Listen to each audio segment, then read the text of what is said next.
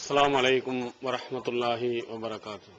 எல்லாம் அல்ல அல்லாஹுவின் நல்லடியார்களே, நாடாளுமன்றம் நடைபெறக்கூடிய இந்த காலகட்டத்தில் இந்தியா முழுவதிலேயும் பரபரப்பாக பேசப்படக்கூடிய ஒரு விஷயமாக மகளிர் இடஒதுக்கீடு பிரச்சனை விஸ்வரூபம் எடுத்து ராஜ்யசபாவில் மிகப்பெரிய ஒரு அமளி ஏற்பட்டு மைக்குகள் உடைக்கப்பட்டு மசோதாவினுடைய காகிதங்கள் கிழிக்கப்பட்டு அது ஒரு மிகப்பெரிய ஒரு விவாதமாக மக்கள் பேசும் அளவிற்கு உருவாகி இருப்பதை பத்திரிகையில் படிக்கும் பொழுதும் தொலைக்காட்சியில் பார்க்கும் பொழுதும் நாம் அறிந்திருப்போம். இந்த மகளிருக்காக வேண்டி சட்டமன்றங்களிலேயும் மக்களவையிலேயும் ராஜ்யசபாவிலேயும் 33% இடஒதுக்கீடு கொண்டு வரக்கூடிய இந்த மசோதா பெண்ணுரிமையை காக்கக்கூடிய, பெண்களுக்கு அதிகாரம் வழங்கக்கூடிய, பெண்களுடைய நலனை பேணக்கூடிய ஒரு முக்கியமான ஒரு சட்ட திருத்தம் என்று பரவலாக ஆளும் கட்சியாக இருக்கட்டும் எதிர்க்கட்சியாக இருக்கட்டும் அனைவர்களும் சொல்வதை நாம் பார்க்கிறோம்.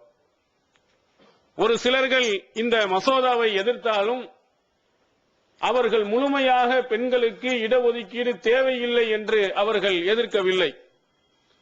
இந்த இடஒதுக்கீட்டில் உள்ளே தாழ்த்தப்பட்டவர்களுக்கும் முஸ்லிம்களுக்கும் உள் ஒதுக்கீடு தேவை என்ற அடிப்படையில் தான் எதிர்த்திருக்கிறார்களே தவிர பெண்களுக்கு இடஒதுக்கீடு தேவையில்லை என்று எந்த கட்சியும் எதிர்க்கவில்லை. அப்ப எல்லா கட்சியினர்களும் பெண்களுக்கு இடஒதுக்கீடு கண்டிப்பாக தேவை என்று அவர்கள் பெண்களுடைய உள்ளங்களில் இடத்தை பிடிப்பதற்காக வரக்கூடிய காலங்களில் நாங்கள் தான் உங்களுக்கு உரிமை வழங்கினோம் என்று சொல்லி ஓட்டுகளை வாங்குவதற்காக போட்டி போட்டுக்கொண்டு நான் தான் நீந்தான் என்று அறிக்கை விடுவதையும் பேசுவதையும் நாம் பார்க்கிறோம். உண்மையில் இந்த இடஒதுக்கீடு பெண்களுக்கு நன்மையை பயக்குமா? இந்த இடஒதுக்கீடின் காரணத்தினால் பெண்கள் முன்னேற முடியுமா? அதற்கு வாய்ப்பு இருக்கிறதா என்பதை நாம் ஒரு கோணத்தில் சிந்திப்பதோடு, இஸ்லாம் பெண்களுக்கு உரிமைகளை வழங்கியிருக்கிறதா? இஸ்லாத்தினுடைய காலகட்டங்களில் இந்த பெண்களுக்காக, ஒடுக்கப்பட்ட மக்களுக்காக குரல் எழுப்பி இருக்கிறதா என்பதை நபிகள் பெருமானார் ஸல்லல்லாஹு அலைஹி வஸல்லம் அவர்களுடைய காலத்திலிருந்து நாம் கொஞ்சம் எண்ணி பார்க்க வேண்டும். நபி ஸல்லல்லாஹு அலைஹி வஸல்லம் அவர்களுடைய காலத்தில் பெண்கள் எப்படி நடத்தப்பட்டார்கள், அப்போது இஸ்லாம் அவர்களுக்கு எந்த அளவுக்கு மரியாதையும் கண்ணியத்தையும் உரிமையையும் கொடுத்தது என்பதை இந்த காலகட்டத்தில் முஸ்லிம்களாக இருக்கக்கூடியவர்களும் மற்றவர்களும் கொஞ்சம் எண்ணி பார்க்க வேண்டும். நபிகள் பெருமானார் அவர்களுடைய காலத்தில் பெண்களுக்கு வாழ்வுரிமையே இல்லாமல் இருந்தது.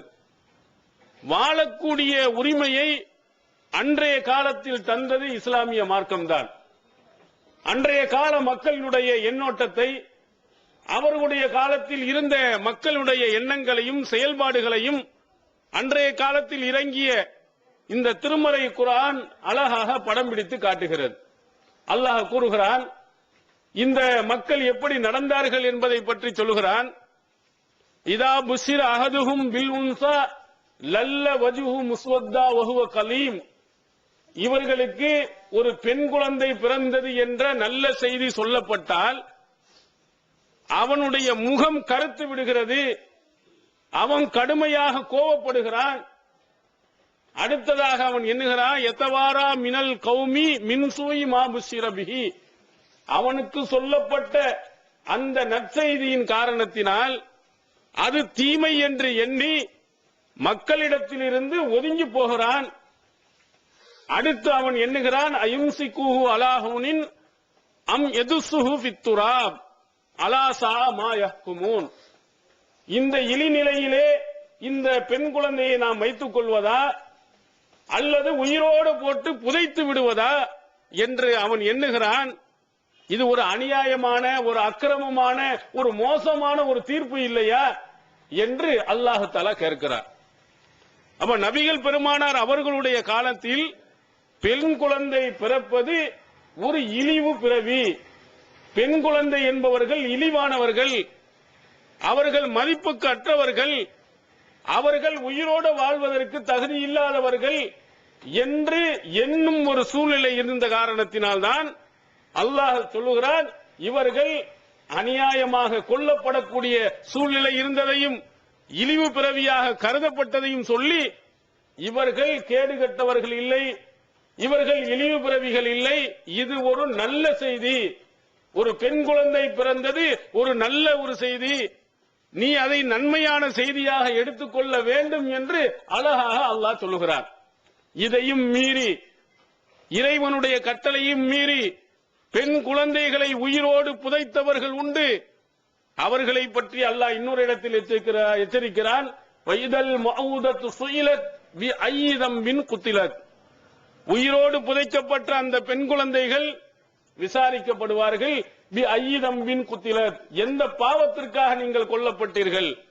பச்சிலம் குழந்தையாக எந்த பாவத்தையும் எந்த விதமான நன்மை தீமைகளையும் அறிய முடியாத குழந்தைகளாக இருந்தீர்களே, நீங்க என்ன பாவம் செஞ்சீங்க, எதுக்காக நீ உயிரோடு உங்களை போட்டு புதைத்தான் என்று விசாரித்து அவனுக்கு தண்டனை கொடுக்கப்படும் என்பதையும் திருமறை குர்ஆன் சொல்லுகிறது.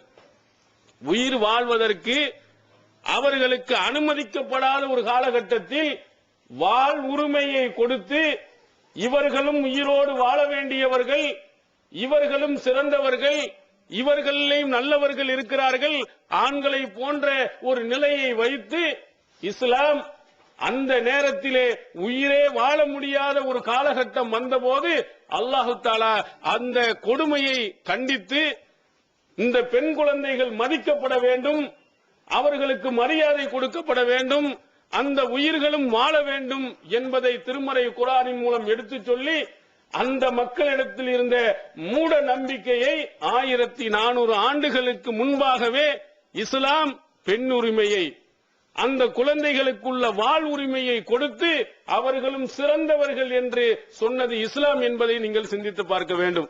இன்றும் இருக்கிறது.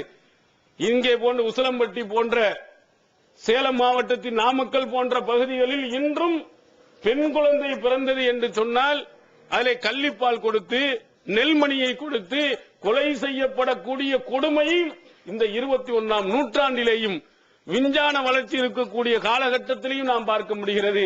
ஆனால் அதே போன்ற 1400 ஆண்டுகளுக்கு பின்னால் நம்ம போவோமே ஆனால் அந்த கொடுமை எவ்வளவு கடுமையாக இருக்கும் என்பதை பாருங்கள்.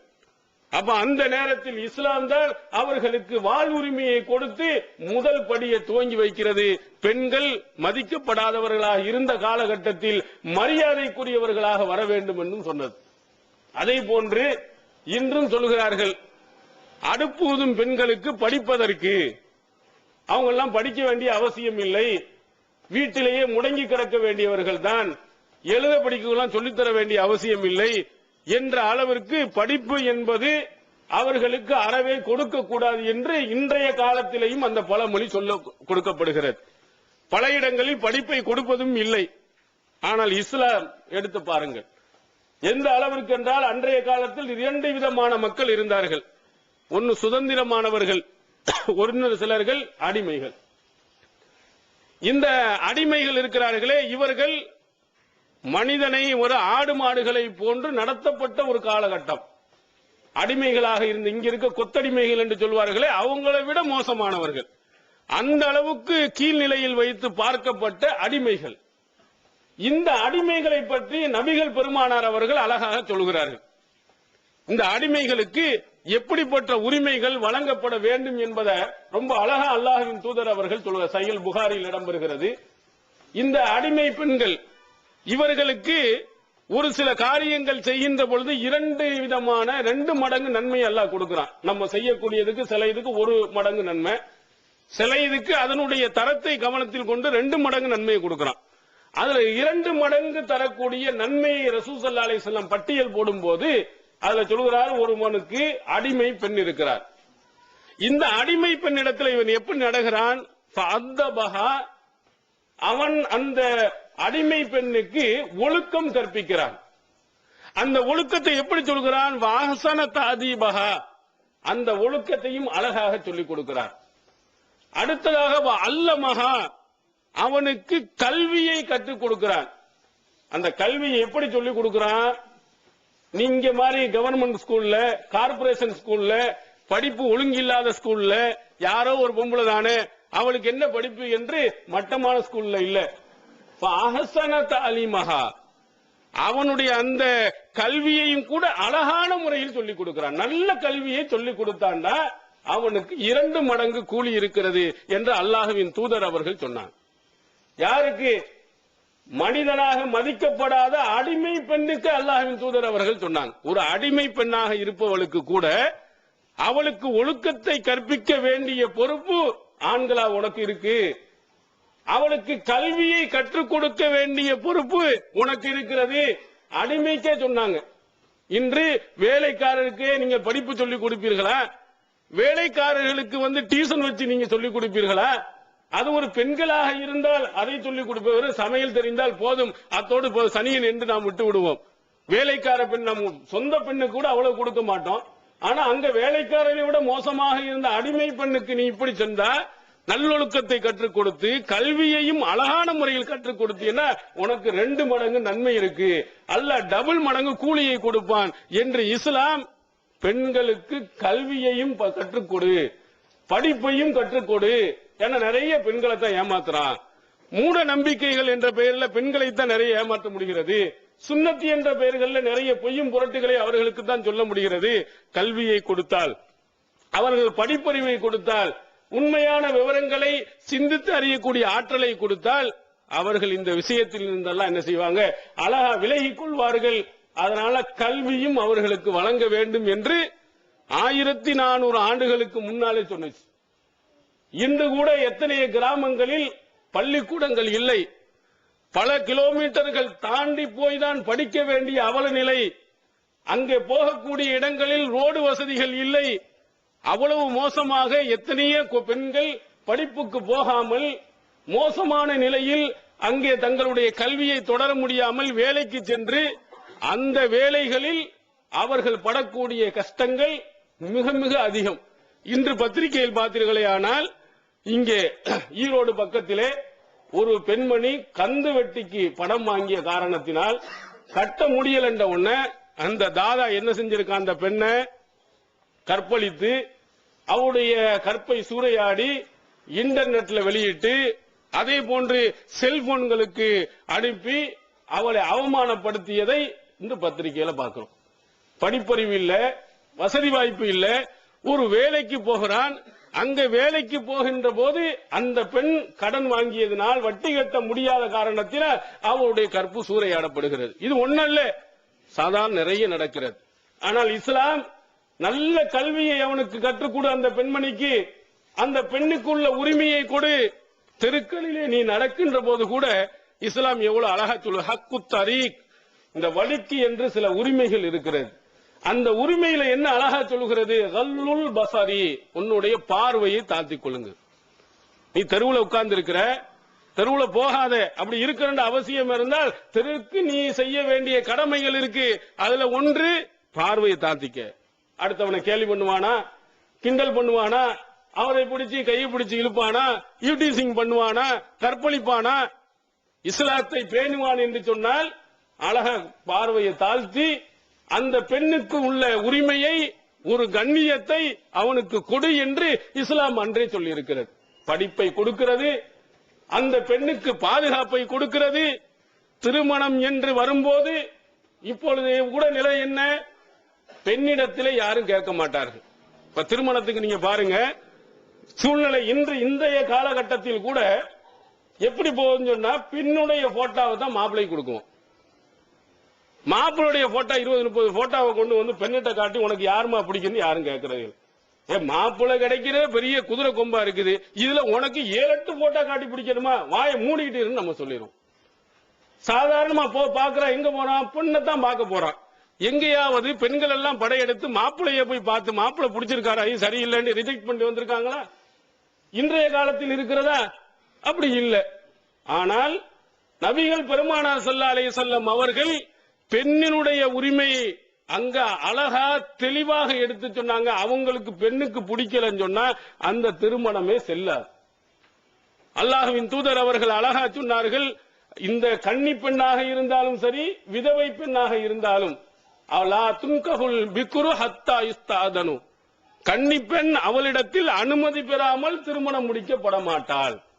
அனுமதி கேட்காமல் திருமணம் முடிக்க கூடாது. எப்போ 1400 ஆண்டுகளுக்கு முன்னதாக கேட்கணும், இந்த மணமகன் உனக்கு பிடிச்சிருக்கா, இந்த மணமகனை நீ திருமணம் முடித்துக் கொள்கிறாயா, அந்த பெண்ணு ஓகேன்னு சொன்னாதான், சரி என்று தன்னுடைய சம்மதத்தை வெளிப்படையாகவோ அல்லது மௌனத்தின் மூலமாக தெளிவுபடுத்தினாதான் அந்த திருமணமே செல்லும். இந்த அளவுக்கு இஸ்லாம் அந்த பெண்ணுக்கு உரிமையை கொடுக்கிறது. அப்படி மீறியும் சில இடங்கள்ல கல்யாணம் நடந்துச்சு. ஹன்சா பின்த் ஹிதாம் ரலியல்லாஹு அன்ஹா அவர்கள் சஹீஹுல் புகாரியில் இடம்பெறுகிறது. அவர்கள் அல்லாஹ்வின் தூதர் அவர்களிடத்தில் போய் சொல்கிறார்கள், அல்லாஹ்வின் தூதர் அவர்கள் என்னுடைய அனுமதி இல்லாம கல்யாணம் முடிச்சு வச்சுட்டாங்க குடும்பத்தினர். அப்ப உடனே ரத்த நிக்காஹா, அல்லாஹ்வின் தூதர் அவர்கள் அந்த திருமணத்தை ரத்து செஞ்சாங்க, திருமணம் செல்லாதுட்டாங்க. உடனடியான தீர்ப்பு. இதை போன்று இன்னொரு பெண்மணி வருகிறார், அகமது நசை என்ற நூலில் இடம்பெறுகிறது. அல்லாஹ்வின் தூதர் அவர்களை பார்த்து கேட்க, அல்லாஹ்வின் தூதர் அவர்களை என்னுடைய தந்தை அவருடைய சகோதரனுடைய மகனுக்கு திருமணம் முடிச்சு வச்சுட்டாரு, என்னட்ட எந்த அனுமதியும் கேட்கல அப்படின்னு சொன்ன உடனே அல்லாஹ்வின் தூதர் அவர்கள் சொன்னார்கள், இந்த திருமணம் செல்லாது, இதனுடைய உரிமை உனக்கு இருக்கிறது என்று சொல்லும் பொழுது அந்த பெண்மணி சொல்லுகிறார்கள், நான் அல்லாஹ்வின் தூதர் அவர்களை என்னுடைய தந்தை செய்த அந்த திருமணத்தை நான் ஏற்றுக்கொள்கிறேன். நான் ஏன் உங்கள்கிட்ட சொன்னேன்னு சொன்னா, இந்த விஷயத்தில் பெண்களுக்கு என்ன உரிமை இருக்கிறது, தந்தைக்கு ஏதாவது உரிமை இருக்கிறதான்னு தெளிவுபடுத்துறதுக்காக நான் கேட்டேன் என்று சொன்னார். எவ்வளவு உரிமை எங்க கொடுத்திருந்தா இப்படி கேள்வி கேட்க முடியுமா இந்த காலத்துல? ஒரு தந்தை அந்த திருமணத்தை விருப்பம் இல்லாமல் முடித்து விட்டால் வெளியில் பேசக்கூடிய தைரியம் இந்த பெண்களுக்கு இன்று கொடுக்கப்பட்டிருக்கிறதா? அல்லாஹ்வின் தூதருடைய காலத்துல பெண்களுக்கு அவ்வளவு உரிமை கொடுக்கப்பட்டுச்சு.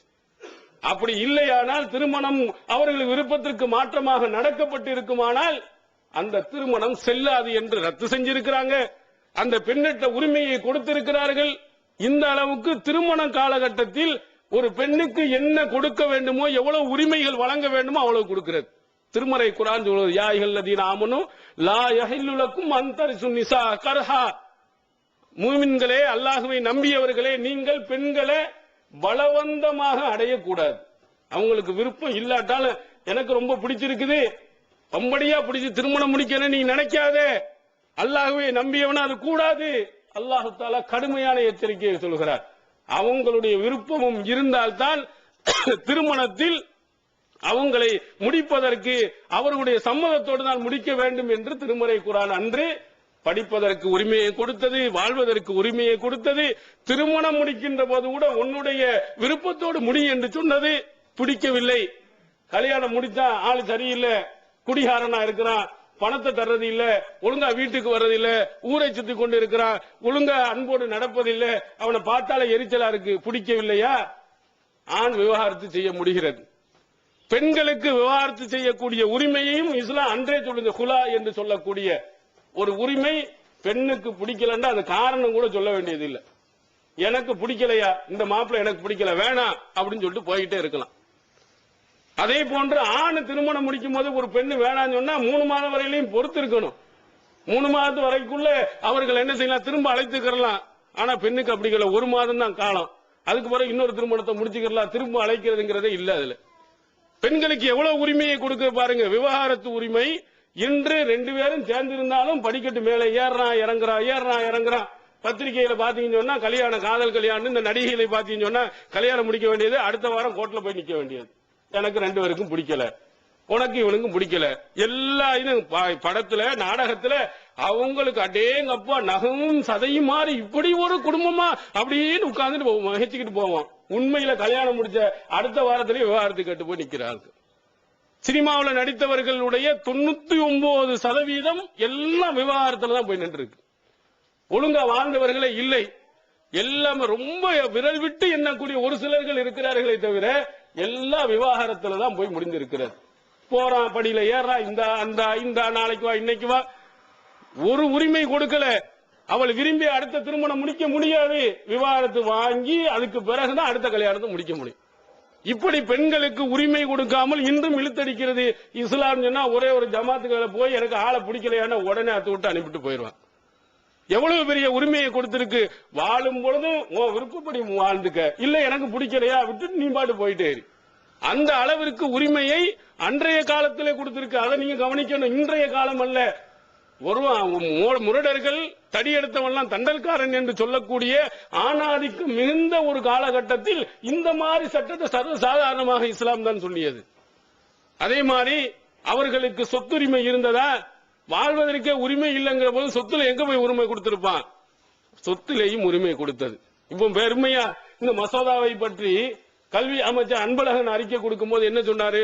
எங்க திராவிட கட்சி இந்த திமுக கட்சி தான் என்னென்னவெல்லாம் சாதித்திருக்கு.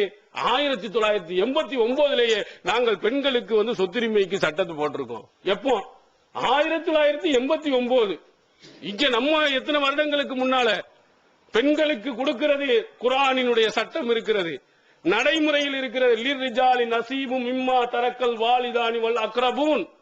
ஆண்களுக்கு அவருடைய பெற்றோர்கள் அவருடைய உறவினர்கள் விட்டு சென்ற சொத்தில் பங்கு இருக்கிறது.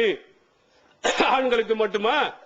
அடுத்து சொல்கிற வலிநிசாய் நசீபும் மிம்மா தரக்கல் வாலிதானி வல் அக்ரபூன். அதே போன்று பெண்களுக்கும் அவர்களுடைய பெற்றோர்கள் உறவினர்கள் விட்டு சென்றதிலையும் பங்கு இருக்கிறது. மிம்மன் கல்ல மின்ஹு அவுகசுர. அது கொஞ்சமா இருந்தாலும் சரி அதிகமா இருந்தாலும் சரி கொஞ்சத்திலையும் கூட அவளுக்கு பங்கு இருக்கு. நிறைய இருந்தாலும் பங்கு இருக்கிறது. எது சொல்லுகிறது? குர்ஆன் சொல்லுகிறது 1400 ஆண்டுகளுக்கு முன்ன. இப்போ 1989 நாங்க பெண்களுக்கு சொத்துரிமை கொடுத்தோங்கிறோம்.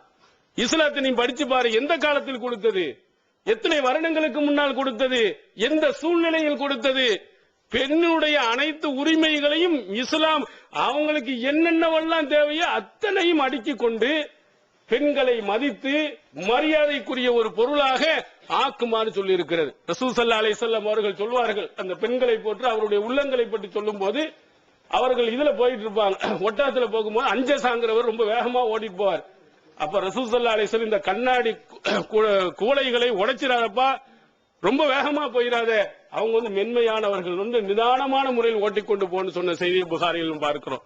அவ்வளவு மென்மையானவர்கள். ஹஜ்ஜத்தில் விதாவில் சொல்லும் பொழுது அவான் இந்தக்கும், அவர்கள் உங்களிடத்தில் அமானிதமாக வந்திருக்கிறார்கள். திருமதி என்ற நூலில் இடம்பெற்றிருக்கிறது. அவங்கள்ட்ட உனக்குள்ள உரிமை உறவு கொள்வதை தவிர வேற ஒன்றும் கிடையாது. சரியா நடந்து கொள், பெண்களிடத்தில் ஒழுங்காக நடந்து கொள் என்று ஹஜ்ஜத்தில் விதாவிலே ஆற்றிய மிக முக்கியமான உரையில் அல்லாஹ்வின் தூதர் அவர்கள் சொன்னது, உன்னிட்ட அமானிதமா ஒரு பொருள் கொடுக்கப்பட்டிருக்கு, அநியாயமா உடைச்சிடாதே, அநீதமான முறையில் நடந்து விடாதே, அல்லாஹ்வுடைய அமானிதம் அந்த பெண்கள் ஒழுங்கா நடந்துக்க. குர்ஆன் கூட ஆசிருஹுன்ன பில் மாரூஃப், அந்த பெண்களிடத்தில் நல்ல முறையில் நீங்கள் நடந்து கொள்ளுங்கள். அதுல அந்த பெண்ணிடத்துல ஏதாவது நீ குறைய கண்டியன்னா, நீ வெறுக்கிற மாதிரி நடந்தீன்னா, இது அல்லாஹ் ஃபீக் ஹைரன் கசீரா, அதுல ஏராளமான நன்மைகளை எல்லாம் வச்சிருப்பான். உனக்கு பார்த்தா வெளியில பார்த்தா ஏதோ ஒரு பயங்கர மாதிரி உனக்கு தெரியலாம், ஆனா அல்லாஹ் அதுல நிறைய நன்மையை வச்சிருப்பான். கோவப்பட்டாத, அந்த பெண்ணின் மீது உன்னுடைய கோபத்தை காட்டிராத, உன்னுடைய ஆணாதிக்கத்தை காட்டிராத, அதுல கூட அல்லாஹ் நிறைய நன்மையை வச்சிருவோம். கொஞ்சம் பொறுத்துக்க. அல்லாஹ்வின் தூதர் அவர் இதுக்கு விளக்கமா இன்னொரு சஹீஹ் முஸ்லிமில் சொல்லுவார், லா யஃப்ருக்கு முஃமினுன் முஃமினா, ஒரு மூமினான ஆண் ஒரு மூமினான பெண்ணை வெறுத்திட விட வேண்டாம். நீ ஒரு குணத்தை நீ வெறுத்தாய் என்று சொன்னால் இன்னொரு குணத்தை பொருந்திக் கொள்வா. ஒன்னு உனக்கு பிடிக்காதா இருக்கலாம், ஆனா இன்னொன்னு நல்ல குணமும் அந்த பெண்ணிட்ட இருக்குப்பா. நீ ஒரு பிடிக்காத குணத்தை வச்சுக்கிட்டு வெறுப்பை நீ வாக்காத, நல்ல குணத்தை பார்த்து உன்னுடைய அன்பை வளர்த்துக்கொள் என்று அல்லாஹ்வின் தூதர் அவர்கள் பெண்கள்கிட்ட அவ்வளவு மென்மையாக நல்ல முறையில் நடக்க வேண்டும் என்று அன்றைய காலத்தில் அடுக்கடுக்காக அல்லாஹ்வின் தூதர் அவர்கள் உரிமைகளை அவங்களுக்கு என்னென்னவெல்லாம் அத்தனையும் கொடுத்திருக்கிறாங்க. இஸ்லாம் மாறி இந்த உலகத்துல இன்று வரையிலையும் யாருமே இந்த அளவுக்கு உரிமையை கொடுக்கல. இப்ப 33% இடஒதுக்கீடு கொடுக்கிறா. இது என்னமோ பெருசா பெருமையா சொல்றா. இது பெரிய பெருமைக்குரிய ஒரு விஷயமே இல்லை. எப்ப பெருமைக்குரியதா இருந்துக்கும் சொன்னா, அவங்களுக்கு ஓட்டு கிடையாது, அவங்க எம்பியா வர முடியாது, எம்எல்ஏ வர முடியாது, மந்திரியா வர முடியாது, நாங்க அந்த உரிமையை கொடுக்கிறோம்டா பெருமையா சொல்லலாம். இப்ப உள்ள இந்த இடஒதுக்கீடே இல்லாட்டா கூட அனைத்து பெண்களும் 543 எம்பி தொகையிலே நிக்கலாம். சட்டம் ஒண்ணு தடையெல்லாம் ஒண்ணு செய்யல. 543 எம்பிலையும் பெண்களை நிறுத்துவதற்கு எந்த சட்டமும் தடை செய்யல. இவன் கட்டாயப்படுத்தி 33% வரணுங்கிறத கொண்டு வர்றானே தவிர இவங்களுக்கு எந்த உரிமையும் இல்லை. ஆரம்பத்தில் இருந்து ஆண்கள் எப்படி எல்லா தொகுதியிலும் நிக்கலாமோ அதே மாதிரி பெண்களும் எல்லா தொகுதியிலும் நிக்கலாம். இவன் சொல்லக்கூடிய இவன் கொண்டு வந்திருக்கக்கூடிய இந்த சட்டம் பெரிய பெருமைக்குரிய ஒரு சட்டம் இல்ல. சரி, இந்த சட்டம் உண்மையானதாக அவனுடைய விருப்பத்துக்கு உட்பட்டதுல இந்த பெண்கள் மீது அக்கறை உள்ளதாக இருந்திருக்குமானால் ஏன் உன்னுடைய ஒவ்வொரு கட்சியிலையும் ஏன் ஒரு 30% 33% கொடுக்கல? இவ்வளவு நடந்துச்சுல. இப்ப நடந்த மக்களவை நடந்துச்சு, அதே மாதிரி சட்டசபை எத்தனை இடங்கள் நடந்துச்சு. ஏன் நீ கொடுக்க வேண்டிய அதுக்கு தடையா பிடிச்சிருக்கு? தேர்தல் ஆணையம் ஒவ்வொரு கட்சியும் 33% அல்லது 50% பெண்களை நிறுத்தினால் தடைந்து இருக்கா? நீ ரொம்ப பெருமையா பேசக்கூடிய உன் கட்சியிலேயே ஏன் ஒரு 50% பெண்களை தேர்தல் நிக்க வைக்க வேண்டியதானே? நிக்க வைக்கல, ஒருத்தனை நிக்க வைக்கல. இருக்கா முதல்ல ஆளே கிடையாது. 33% அளவுக்கு பெண்களே கிடையாது எந்த கட்சியிலையும். அந்த அளவுக்கு நிற்பதற்குரிய தகுதிகள் யாருக்கும் கிடையாது. நான் உதாரணத்துக்கு இந்த தேர்தல் வர்ற நேரத்தில் பணத்தை கொள்ளையடிக்கிறதுக்கான சும்மா பேருக்கு முன்னாடியே ஒரு ஆள் முடிவு பண்ணிடுவாங்க, இந்த ஆளை தான் நிறுத்தணும். பேருக்காக வேண்டி ஜனநாயக பேரில் நீங்க என்ன செய்யலாம், உங்களுடைய மனுவை எங்களுக்கு கொடுக்கலாம், 5000 ரூபாய் கட்டு, எம்பி தொகுதினா 10,000 ரூபாய் கட்டுன்னு நிறைய 100 200 பேர் கட்டுவாங்க. கடைசியில் ஒரு ஆள் அவனுக்கு பிடிச்ச முன்னாடி தீர்மானம் பண்ணவன தான் அனுப்புவான். இதுல கொடுத்தாங்களா 100 பேர்ல 33 பேர் பெண்கள் இருக்காங்களா? காட்டுவாப்பனி. உன்னுடைய கட்சியில நாங்க போட்டியிடுகிறோம் என்று உன்னிடத்தில் மனு கொடுத்தாங்களே, கட்சியிட்ட மனு கொடுத்தாங்களே, அதுல 33% பெண்கள் இருக்கிறாங்கன்னு நிரூபிக்க முடியுமா? ஒருத்தர் கிடையாது. விரல் விட்டு எண்ணக்கூடிய 1-2 பேரோ அதுல மனு தாங்க. ஒன்னட்டே ஆள் இல்ல. ஏண்டா பெண்கள் யாருமே விரும்பல, இந்த சாக்கடையில போய் இருக்கணும்னு விரும்பல. மேல்தட்டுல இருக்கக்கூடிய ஒரு சிலர்கள் இப்படி ஊரை சுத்திக்கிட்டு பந்தா காட்டிட்டு இருப்பாங்களே, அந்த மாதிரி பெண்களுக்கு தான் எங்களுக்கு உரிமை வேணும், நாங்க எம்பியா இருக்கணும், எம்எல்ஏ இருக்கணும், மந்திரி ஆகணும், பிரதமர் ஆகணும்னு ஆசைப்பட்டு போறாங்களே தவிர சாதாரண குடிமக்கள் யாருமே இதுல இந்த சாக்கடையில போய் விழுவதற்கு யாரும் விரும்பல. அவன் கட்சியிலேயே அவ்வளவு பேர் கிடையாது. அப்போ இங்க இந்த மாதிரி ஒரு 33% கொண்டு பெண்களை எல்லாம் அங்கே உள்ளே கொண்டு போய் நீ போயிட்டேன்னு சொன்னா பெண்ணுடைய உரிமை உண்மையிலேயே வந்துருமா? அவங்க குரல் கொடுத்துட முடியுமா? என்ன பஞ்சாயத்து இதுல பெண்களுக்கு கொடுத்தீங்களே, அவர்கள் உரிமைக்காண்டி குரல் கொடுத்தாங்களா? யாரு குரல் கொடுத்தா? பின்னாடி அவர் கணவர் நின்றுட்டு இருக்கிறாரு, அவன் அண்ணன் நிக்கிறான் அல்லது தம்பி நிக்கிறான். இவங்க போற வேலை என்ன? கையெழுத்து போறதை தவிர வேற என்ன வேலையை செய்தார்கள்? சரி, இப்போ 58 பேர்கிட்ட இருக்கிறாங்களே மக்களவையினுடைய நேரடியை டெலிகாஸ்ட் பண்றானே, நேரலையில அப்படியே காட்டுகிறானே, எத்தனை பெண்கள் பேசிட்டிய? போய் அங்க இருக்க 58 பெண்கள்ல சும்மா ஜம்முன்னு உட்கார்ந்துட்டு இருப்பாங்க. ஒரு ஆம்பளைக்கு பின்னாடி உட்கார்ந்துக்கிட்டு இப்படியே பாத்துக்கிட்டே இருக்கு. வேற என்ன செஞ்சான்? ரொம்ப அழகா முன்னாடி இதே போன்ற சட்டசபை இதுல மகளிர் மசோதா வருகின்ற நேரத்தில் நகைச்சுவையா சொன்னாங்க, இந்த மக்களவை என்ன ஆக போகுதுன்னா எல்லாம் மேக்கப் ரூமாக மாறப்போகுதுன்னு சொன்னான். கரெக்டா சொன்னா. அங்க போற என்ன சிவி சிங்காரிச்சுக்கிட்டு பல உட்கார்றதை தவிர வேற என்னத்தை பேசினாங்க? என்ன தெரிஞ்சிருக்கு? அவர்கள் போய் அங்கே என்னவும் செய்ய போறது இல்லை. அங்க போய் எதையுமே அவர்கள் கிழிக்க போறதும் கிடையாது. அவர்கள் இந்த இப்போ கொடுக்கப்பட்ட எதிலையும் அவர்கள் போய் தலையிடல. பின்னாடி இருக்கக்கூடியவர்கள் தான் போய் கீ கொடுத்து கொண்டு அவர்கள் தான் செயல்பட்டு கொண்டு இருக்கிறார்களே தவிர பெண்களை செயல்பட விடவில்லை. அதனால 33% ஏறத்தாழ 189 பேர் எங்க போறாங்க? பார்லிமெண்ட்டுக்கு மக்களவைக்கு போறாங்க. தமிழ்நாட்டில் சட்டமன்றத்தில் நீங்க எடுத்துக்கிட்டீங்கன்னா 78 பெண்கள் வரப்போகுது. என்ன ஆக போகுது? ஸ்கூல் மாதிரி ஆக போகுது. இங்க இருந்து ராக்கெட் சர்ன்னு அங்கிருந்து ஒரு எம்எல்ஏ விட போறான், அங்கிருந்து இங்க விட போறான். இதான் நடக்க போகிறது. நீங்க பாருங்க, இது உண்மையா பொய்யாங்கிறத இப்ப கொஞ்சம் இருக்கிறனால தெரியல. ஒரு 189 பேர் 543 33% ஒரு பெருங்கூட்டம் இருக்குமானால் அங்க கலாச்சார சீரழிவு நிறைய ஏற்படும், கண்டிப்பாக ஏற்படும்.